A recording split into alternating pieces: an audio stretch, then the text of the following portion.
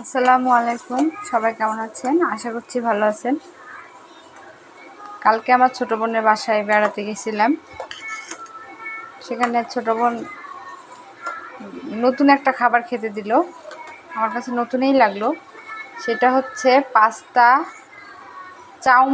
চাউমিনগুলার যে ইয়াগুলো হয়, স্টিকগুলা, ওগুলো হয়তো বা, আর পাউরুটি দিয়ে দুধ দিয়ে রান্না করছে।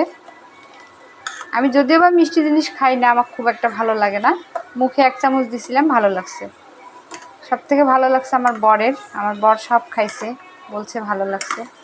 ভাবলাম যে বাসায় দেখি একটু ট্রাই করি। তা আমাদের তো হচ্ছে চাউমিন নুডলসগুলো নাই, এই জন্য হচ্ছে ইনস্ট্যান্ট নুডলস ছিল, সেটাই আমি সিদ্ধ করে নিচ্ছি। এখানে 2টা নুডলস সিদ্ধ করে নিচ্ছি। যতটা পারবো বেশি করে সিদ্ধ করে নিব। এখানে দুধের মধ্যে আমি সাদা ফল, দালচিনি দিয়ে দিছি। আমি একটু গুঁড়ো দুধও দিব। 2 প্যাকেট নিয়ে এসে রাখছি। দেখি আজকে করি ছোট বোনের রান্নার কপি। যদিও বা এক একজনের রান্নার স্বাদ, ওর মতো স্বাদ হয়তো বা হবে না, কারণ ওরটা খুবই স্বাদ ছিল, অনেক মজা লাগছে, ভালো লাগছে।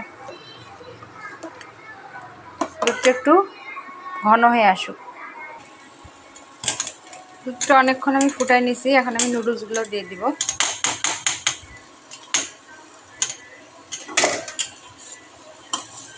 নুডলসটা কিছুক্ষণ আমি ফুটাবো। এখন আমি এটার মধ্যে গুঁড়া দুধগুলো দিয়ে দিচ্ছি।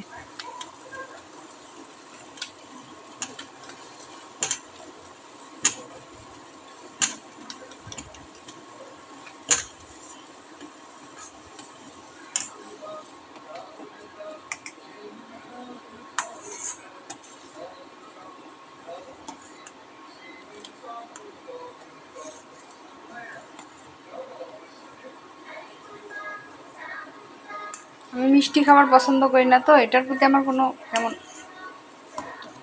আগ্রহ জাগতিছে না। তারপরেও নতুন খাবার তো, দেখি কেমন হয়।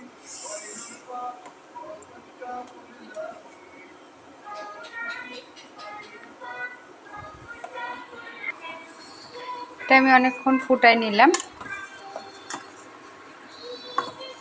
দুধটাও অনেকটা ঘন হয়ে আসছে।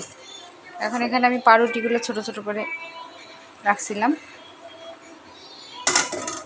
পাউরুটি যেহেতু নরম জিনিস, ওটা তো আর সিদ্ধ হওয়ার কিছু নেই।